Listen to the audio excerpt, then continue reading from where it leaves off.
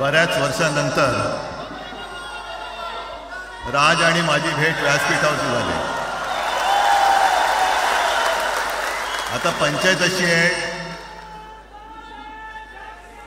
की त्यांनी मला सन्माननीय उद्धव ठाकरे असं बोललेलं आहे.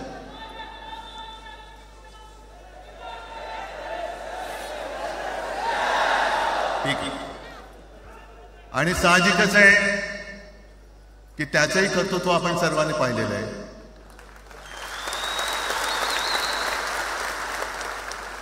म्हणून माझ्या भाषणाची सुरुवात करताना सन्माननीय राज ठाकरे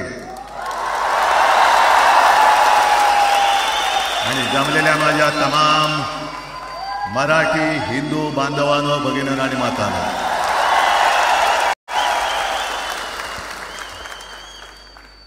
अप्रतिम मांडणी राज केलेली आहे. माझ्या भाषणाची काय आवश्यकता आहे असं मला वाटत नाही, कारण आजच्या कार्यक्रमाची घोषणा झाल्यानंतर साहजिकच आहे सगळ्यांचं लक्ष हे आज भाषणाकडे. पण वैयक्तिक मला असं वाटतं की आज आमच्या भाषणांपेक्षा आमचं एकत्र दिसणं हे महत्वाचं आहे.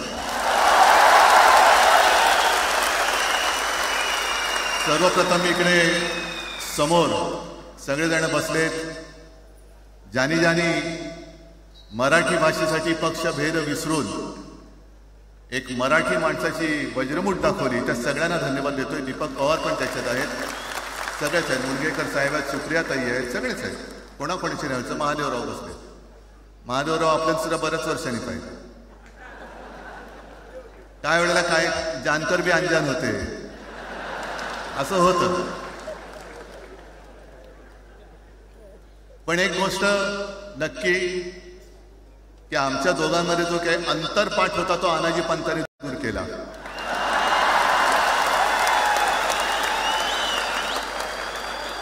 आता अक्षता टाकण्याची काय तुमच्याकडनं अपेक्षा नाहीये. एकत्र आलोय एकत्र राहण्यासाठी.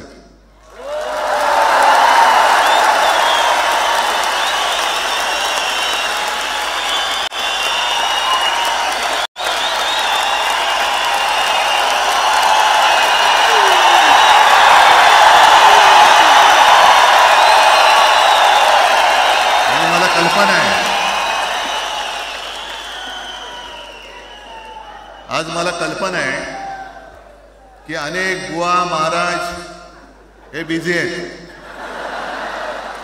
कोण लिंब कापतंय, कोण टाचण्या मारतंय, कोण गावी जाऊन अंधारे दुपारे करत असेल, रेडे कापत असतील. त्या सगळ्यांना सांगतो, या सगळ्या भोंदूपणा विरुद्ध माझ्या आजोबांनी लढा दिला होता आणि त्यांचे आम्ही वारसदार म्हणून तुमच्या समोर उभे ठाकलेलो आहोत.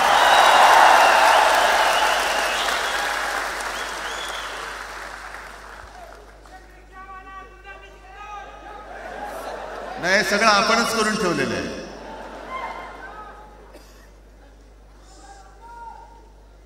भाषेवरनं जेव्हा एखादा विषय निघतो तेव्हा तो केवळ वरवरचा धरून चालणार नाही. मधल्या काळामध्ये अगदी दोघांनी, म्हणजे मी काय, राज नाही, काय, आपण सगळ्यांनी या नतद्रष्टांचा अनुभव घेतलेला आहे. वापरायचं आणि फेकून द्यायचं. आता आम्ही दोघं मिळून तुम्हाला फेकून देणार आहोत.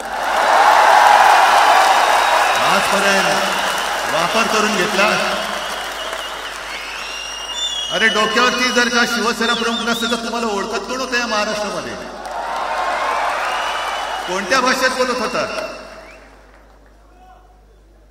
अगदी राज, तू सगळ्यांची शाळा काढली, मला एका प्रश्नाचं उत्तर पाहिजे, मोदींची शाळा कोणती? सगळ्यात उच्च शिक्षित आहेत.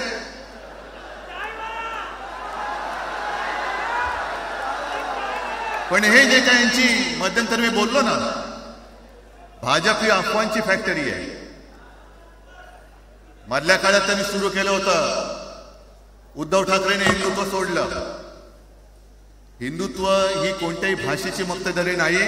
आम्ही अस्सल मराठी बोलणारे तुमच्याही पेक्षा जास्त कडवट कट्टर देशाभिमानी हिंदू आहोत. तुम्ही काय आम्हाला हिंदुत्व शिकवताय? अरे 92-93 साली जेव्हा जे काय घडलं, देशद्रोही मातले होते, तेव्हा मुंबईतल्या अमराठी लोकांना सुद्धा हिंदू म्हणून माझ्या शिवसैनिकांनी, शिवसेना प्रमुखांच्या शिवसैनिकांनी, मराठी माणसांनी वाचवलेलं आहे. आणि देवेंद्र फडणवीस आज जे बोलले, बातम्या आले सगळीकडे, मी इकडे बातम्या आणल्या आहेत. भाषेच्या नावाखाली गुंडगिरी सहन केली जाणार नाही. जर महाराष्ट्रामध्ये मराठी माणूस न्याय मागण्यासाठी आंदोलन करत असेल आणि त्याला जर का तुम्ही गुंड म्हणत असाल तर आम्ही गुंड आहोत. आम्ही गुंड. न्याय मागणं म्हणजे गुंडगिरी नाहीये.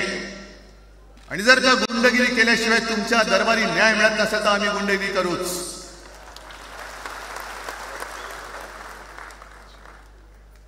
पण हे सगळे राजकीय वाडगे, देवेंद्र फडणवीसांचे आजचं वक्तव्य म्हणजे मला संयुक्त महाराष्ट्र चळवळीच्या वेळेला सखा पाटलांनी केलेलं एक वक्तव्य आठवत आहे. हे असेच तेव्हाचे, जो दिल्लीत बसतो त्याचे पाय चाटणारे इथे राज्यकर्ते असतात, ते त्यांना मी बाडगे म्हणतोय. त्यांना मी बाडगे म्हणतोय. कारण संयुक्त महाराष्ट्र चळवळीमध्ये मुंबई आपल्याला आपण मिळवली. आपण म्हणजे आपण मराठी माणसांनी. तेव्हाही तत्कालीन जे सत्ताधारी होते, हो अगदी काँग्रेस होतेच तेव्हा सत्तेवर, मुंबई मराठी माणसाला द्यायला तयार नव्हती. आणि तेव्हा सुद्धा एक मराठी माणूस, म्हणजे आज जे बोलतात ना आम्ही मराठी नाहीत का, अरे तुम्ही नुसतं नावाने मराठी आहात, तुमच्या अंगात मराठी रक्त आहे की नाही आता तपासावं लागेल. आणि सखा पाटील बोलले होते, यावत चंद्र दिवाकरो, मुंबई महाराष्ट्राला मिळणार नाही. कशी नाही मिळत, झुकवलं, वाकवलं, गुडघ्यावरती आणलं मराठी माणसांनी. आणि मुंबई आपल्या हक्काची, तुम्ही आता जी घोषणा घेतली ना, दिली ना, ती मुंबई आपल्या हक्काची आपण लढून आपण मिळून घेतली.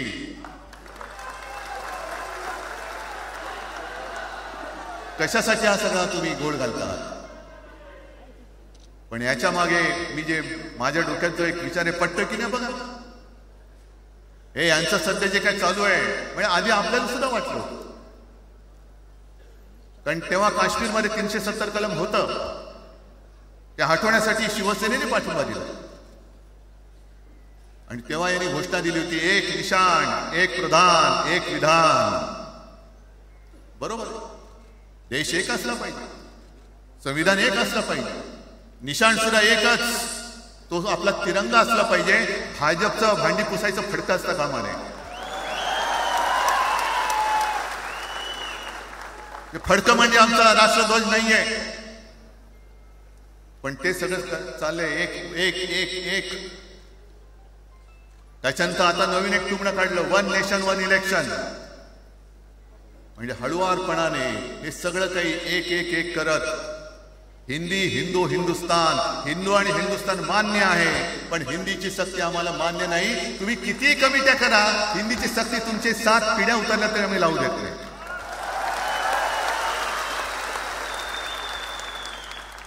मग एक फेक नरेटिव्ह बसवायचं. हे उद्धव ठाकरेच्याच काळातलं, उद्धव ठाकरेच्याच काळातलं. अरे उद्धव ठाकरे एवढं काम करत होता, मग पाडलं कशाला गद्दारी करून? टाण्या बोंबलत तेव्हा. पण मी अभिमानाने सांगेन, माझ्या मंत्रिमंडळातले सहकारी इकडे बसले, जितेंद्र आव्हाड आहेत, आणखीन कोणी असतील, मी मुख्यमंत्री असताना महाराष्ट्रामध्ये मी मराठीची सक्ती केली होती आणि केलीच, ज्याचा मला अभिमान आहे. काय केलं त्याचं तुम्ही? मराठी भाषा महाराष्ट्रामध्ये सक्तीची करावी लागली. का करावी लागली? कोण आहेत आमचे मराठीचे दुश्मन? कोण आहेत? पण महाराष्ट्रामध्ये मराठीची सक्ती केल्यानंतर सुद्धा काही लोक कोर्टामध्ये गेले. ती गुंडगिरी नाही होत.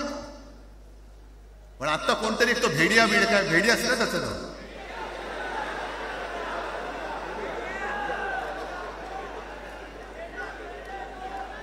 ही यांची सगळी पिल्लावळ आहे.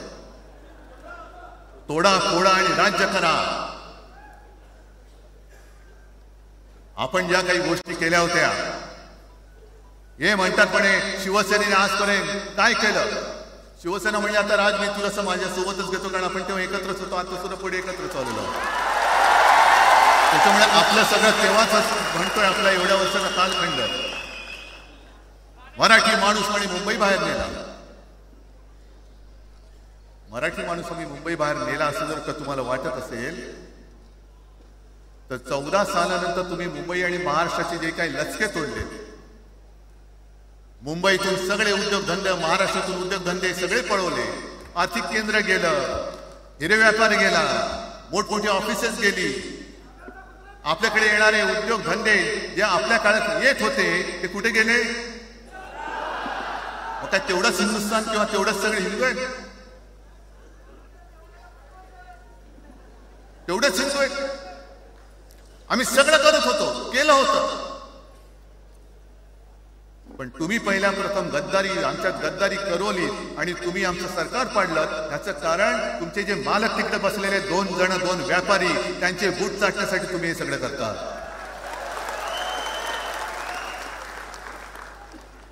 हे इतक्या वर्षाचं सगळं सहन करत करत करत आपण आलो. आपल्या डोळ्यात देखत सगळे लचके तोडले जात आहेत.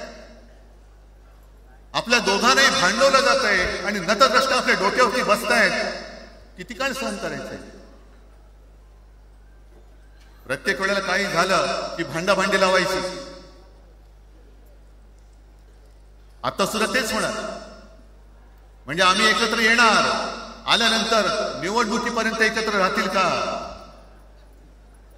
सत्ता प्राप्ती, काही जण म्हणतात की यांचा मराठीचा नाही, महापालिकेचा आहे. अरे नुसता महापालिकेचा नाही, तर आमच्या महाराष्ट्राचा आहे. आम्ही महाराष्ट्र सुद्धा काबीज करू.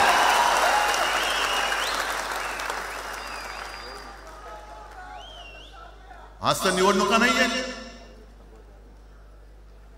आमची सत्ता, सत्तेवरती जे शिवसेना प्रमुखांनी सांगितलं, अरे सत्ता काय, सत्ता येते आणि सत्ता जाते.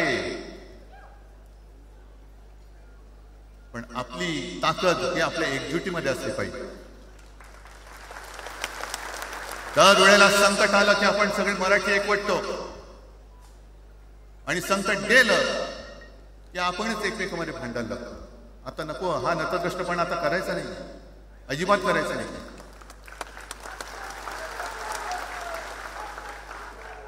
कारण गेल्या विधानसभेत त्यांनी जे काही केलं, पटेंगे तो कटेंगे. आपल्याला काय वाटलं होतं की हिंदू मुसलमानांमध्ये करतात. हिंदू मुसलमान तर केलंच, पण त्यांनी खास करून केलं ते मराठेतर मध्ये केलं. म्हणजे यांची नीती आहे ती अशीच आहे जे गुजरातमध्ये त्यांनी केलं. गुजरातमध्ये गेल्या निवडणुकीत एक असा माहोल होता, मला वाटतं मोदी तेव्हा त्यांच्या नंतर असेल, माहित नाही मला, लक्षात नाही. वातावरण असं पेटलं होतं गुजरातमध्ये की बस आता पटेल यांना आपटेल. पण त्यांनी काय केलं बरोबर, पटेलांना भडकवलं, पटेलांना वेगळं केलं आणि पटेल तर सगळं एकत्र केलं. हरियाणामध्ये पण तेच केलं. जाट लोकांना भडकवलं, जाट लोक एकत्र झाले, त्यांना वेगळं केलं आणि जाटे तर सगळा जो काही समाज होता तो एकत्र करून तिकडे सत्ता प्राप्त केली. महाराष्ट्रामध्ये तेच केलं. मराठ्यांना उचलवलं आणि मराठी तर सगळं एकत्र केला.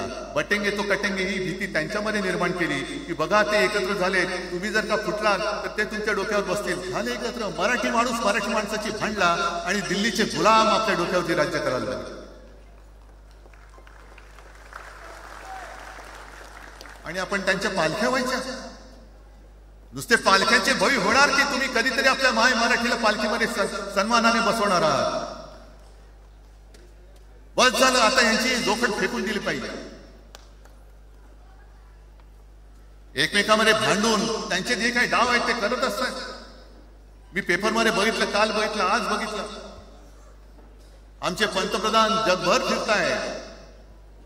काय तो मोठा पट्टा घातलाय, स्टार ऑफ घाना. कुठे आला घाना देश? इकडे घाण आणि तिकडे घाणा, स्टार ऑफ घाणा. पण एका बाजूला मोदींचा फोटो आणि दुसऱ्या बाजूला माझ्या महाराष्ट्रामधला शेतकरी कर्जबाजारी झालाय, त्याला बैल सुद्धा पोचत नाही, बैल मिळत नाही, म्हणून त्या नांगराचं जोखड घेऊन तो शेती करतोय. मग एका बाजूला हा शेतकरी त्याच्या खांद्यावरती गळ्यामध्ये ते नांगराचं जोखड आहे आणि तिकडे आमचे पंतप्रधान स्टार ऑफ घाना. लाज वाटली पाहिजे, लाज, खरोखर लाज वाटली पाहिजे. आणि आजच पेपरमध्ये बातमी आले, 2 बातम्या आल्या की लाडक्या बहिणीचं पोर्टल आता बंद, नव्याने नोंदणी होणार नाही, बसा बोंबलत होता. आणि त्याही पेक्षा सगळ्यात भयानक गोष्ट म्हणजे संपूर्ण देशामध्ये सगळ्यात जास्त कर्जबाजारी शेतकरी कुठे असतील तर ते आपल्या महाराष्ट्रामध्ये आहे. महाराष्ट्र आता थांबणार नाही, कर्ज काढतच राहणार. आणि ही यांची ती काय खेळी आहे, आपापसात भांडवायचं. मी एक साधी गोष्ट केली होती. जितेंद्र, तुम्हाला माहिती असेल, आपण तिकडे चौपाटीला, जिकडे बिर्ला मातोश्री का बिर्ला क्रीडा केंद्र काय आहे, मराठी रंगभूमीचं दालन, मराठी रंगभूमीचा इतिहास सांगणारं दालन, त्याची निर्मिती करण्याचे सगळे आदेश वगैरे राजा सगळं झालं, आराखडा मंजूर केला मी. आणि 2-3 महिन्यापूर्वी बातमी आली की तो आराखडा यांनी केराच्या टोपलीत टाकला, ती जागा यांच्या मालकाच्या मित्राच्या घशात टाकतात. हा मराठीचा तुमचा अभिमान. मराठी भाषा भवनाची त्याचं भूमिपूजन मी केलं होतं. माझ्यासोबत अजित पवार होते उपमुख्यमंत्री. कुठे गेलं मराठी भाषा भवन? कुठे गेलं मराठी भूमीचं रंगभूमीचं दालन? का तुम्ही आमची मराठी मारतात? का तुम्ही आमच्यावरती सक्ती करता आहात? अनेकदा सांगितलं की आम्ही कोणत्याही भाषेच्या विरोधात नाही आहोत, पण जर आमच्यावरती सक्ती करण्याचा प्रयत्न केला तर आमची शक्ती काय ती एकदा तुम्हाला अशी दाखवू की पुन्हा तुम्ही कधी डोकंवर नाही काढणार, पुन्हा डोकंवर काढणार. या सगळ्या गोष्टींकडे आपण आज एकत्र आलेलो आहोत. पुन्हा आपल्यामध्ये काड्या घालण्याचे उपयोग होतील, कारण त्यांचा धंदाच तो आहे. एकतर कुठे, मी नेहमी सांगतो, कोणाच्याही लग्नामध्ये भाजपवाल्यानं बोलू नका. येतील मस्त श्रीखंड, बासुंदी, पोंगळ्या बिळ्या खातील आणि त्याला नवरा बायको भांडण लावून दुसऱ्या लग्नात जेवायला जातील. बरं, एवढं केलं तरी बरं, नाही तर त्या पोरीलाच पळून घेऊन जातील, कारण ह्यांचं स्वतःच असं काहीच नाहीये. कोणत्याही लढ्यामध्ये कधीही भाजपा नव्हता. अगदी संयुक्त महाराष्ट्राच्या चळवळीमध्ये सुद्धा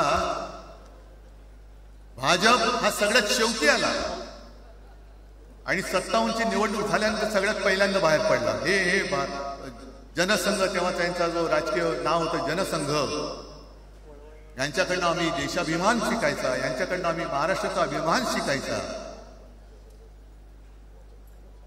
आणि आम्ही आपापसात भांडून ह्यांना सगळं काही बहाल करून टाकायचं, या सगळं विकून टाका, सगळा सत्यानाश करून टाका. अरे, आपली मुंबईच्या शिंदड्या उडवल्या जात आहेत. अख्खी मुंबई कोणाच्या कशात घालतायत?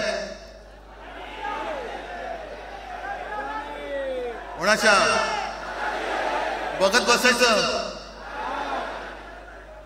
सगळं. म्हणजे आज सगळ्यात जास्त जर कोणी जमिनीचा मालक मुंबईमध्ये असेल तो यांच्या मालकाचा मित्र आहे, अदानी. कोणाची जागा, कोणी रक्त सांडलं, कोणी रक्त सांडलं, कोणी ते हुतात्मा स्मारकाला वंदन करताना सुद्धा आपल्याला लाज वाटली पाहिजे. अरे, त्यांनी तर रक्त सांडलं, बलिदान केलं, पण त्यांनी रक्त सांडून मिळून गेलेली मुंबई जर का आपण राखू शकणार नसू तर आपल्याला लाज वाटली पाहिजे, शरम वाटलं पाहिजे. म्हणून त्या रक्ताची शपथ घेऊन मुंबई आणि मराठीच्या रक्षणासाठी आपल्याला उभं राहायला पाहिजे. ठीक आहे, असतील, होते, मत पटली होती, पटले नसतील, पण याच्या पुढे मराठी आणि महाराष्ट्र धर्माचं रक्षण करणं आमचा हनुमान चालीसाला विरोध नाहीये, पण मारुती स्तोत्र आम्हाला का विसरलं होत? मारुती स्तोत्र आहे ना, भीमरूपी महादुर्गा. आमचा जय श्रीरामला विरोध नाहीये, पण भेटल्या नंतर राम राम हे म्हणणारे आम्हीच मराठी. तुम्ही आता जय श्रीरामची घोषणा द्यायला लागलात, पण जय जय रघुवीर समर्थ सांगणारे समर्थ रामदास त्यावेळेला आमचे होऊन गेले. त्यांनी आम्हाला पहिल्यांदा रामाची भक्ती शिकवली. त्याच्यामुळे यांचा काही आगा नाही, पिच्छा नाही. राजकारणातले हे व्यापारी आहेत, वापरा आणि फेका. तो एक गद्दार काल एक बोललाय, जय गुजरात.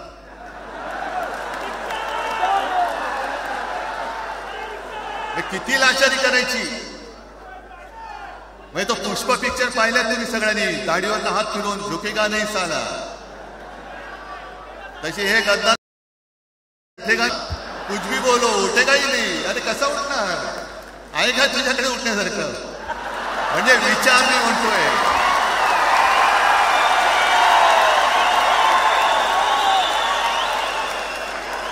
अरे विचार वगैरे मी म्हणतोय.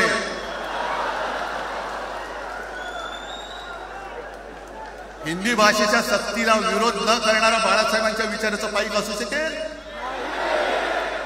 आपला मालक आला म्हणून त्याच्यासमोर जय गुजरात म्हणणारा आपल्या बाळासाहेबांच्या विचाराचं पाईक असू शकेल? मग आता जे मला वाटतं कुठल्या एबीपीचं होतं ना, उघडा डोळे बघा नीट. डोळे उघडले, पण आता जर का डोळे उघडले नाही तर पुन्हा कधी उघडण्याची वेळ येणार नाही, कायमचे मिटून जातील. आत्ताच डोळे उघडा, आत्ताच जागे व्हा. आणि आता आलेली जाग जर का जाणार असेल तर मग मात्र स्वतःला मराठी आईची मुलं म्हणू नका, अजिबात म्हणू नका. आणि शिवसेना प्रमुखांनी जे काही शिकवलं, एक तर कोणावर अन्याय करू नका, पण तुमच्या अंगावर जर का कोणी हात उगारला तो हात जागेवरती ठेवू नका.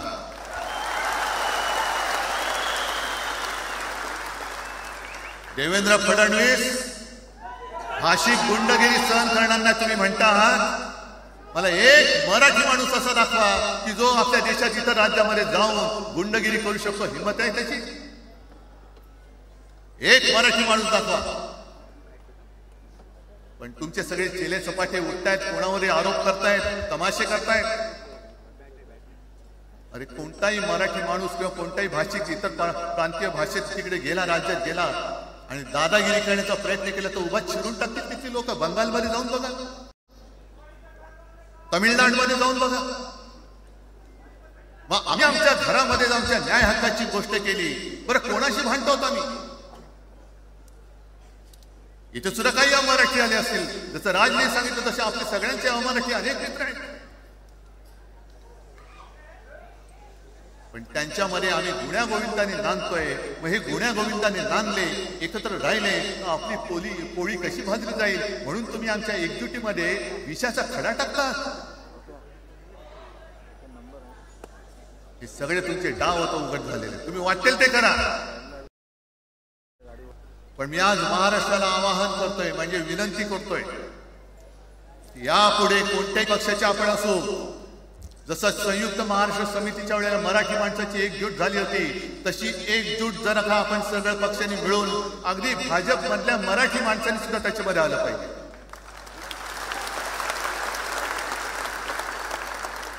का नाही यायचं? ज्या राज्यामध्ये राहता, ज्या मातीमध्ये तुम्ही जन्माला आला, ज्या आईच्या पोटी जन्म घेतला, तिचे उघड उघड जर का हे धिंडोडे काढणार असतील आणि आपण आपले पक्षीय पक्षीय भेदाभेद घेऊन त्यांना पायघड्या घालणार असू, तर असं षंडाचं जीवन जगण्यापेक्षा मेलेलं बरं. महाराष्ट्र हा शूरांचा आहे, वीरांचा आहे, दगडांचा आहे, पण यांच्यासारखं धोंड्यांचा नाही. ही आपण आता एक शपथ घेतली पाहिजे. घेताय तुम्ही? घेतलेत की एकजूट केवळ आमचा कार्यक्रम. मी राजला परवा फोन केला, अरे जसं काय आपल्या पिक्चरचा प्रीमियर होता तसं सगळेजण विचारतात आज कसं येऊ. हा प्रीमियर असेल, पण आजपासून सुरुवात झालेली आहे. आजपासून सुरुवात झालेली आहे. एक तर आम्ही कोणाशी दादागिरी करणार नाही, पण कोणी दादागिरी केली तर आम्ही ती सहनही करणार नाही. शिवसेना प्रमुखांनी तेव्हा जे सांगितलं होतं तेच परत एकदा सांगतोय. मराठा मराठेतर, ब्राह्मण ब्राह्मणेतर, 96 कोळी 92 कोळी, स्पृश्य अस्पृश्य, घाटी कोकणी हे सर्व मतभेद भेदाभेद गाडून मराठी माणसाची भक्कम एकजूट बांधा.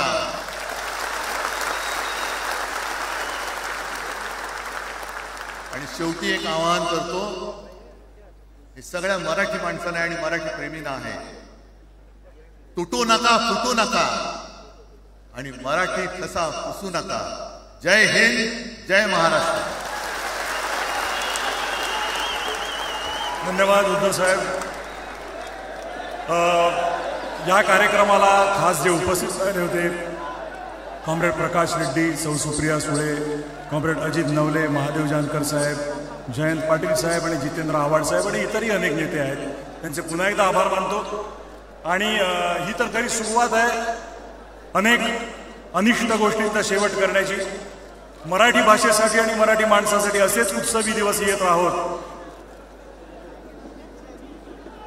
माननीय राजसाहेब काही बोलू इच्छिता?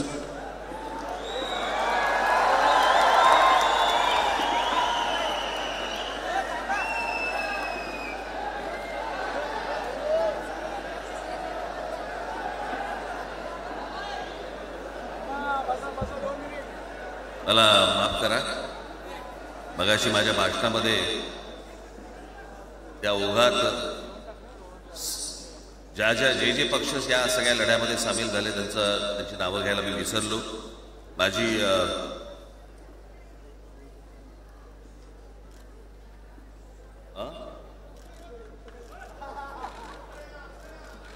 माझी विनंती आहे, कॉम्रेड प्रकाश रेड्डी, आपण कुठे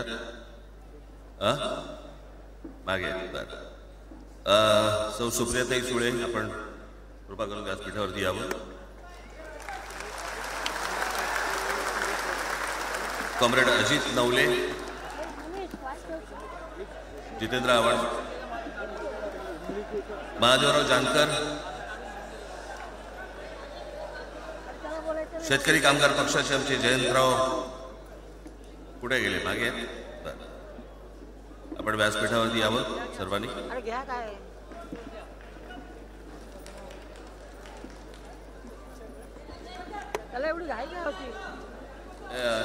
हे काढा.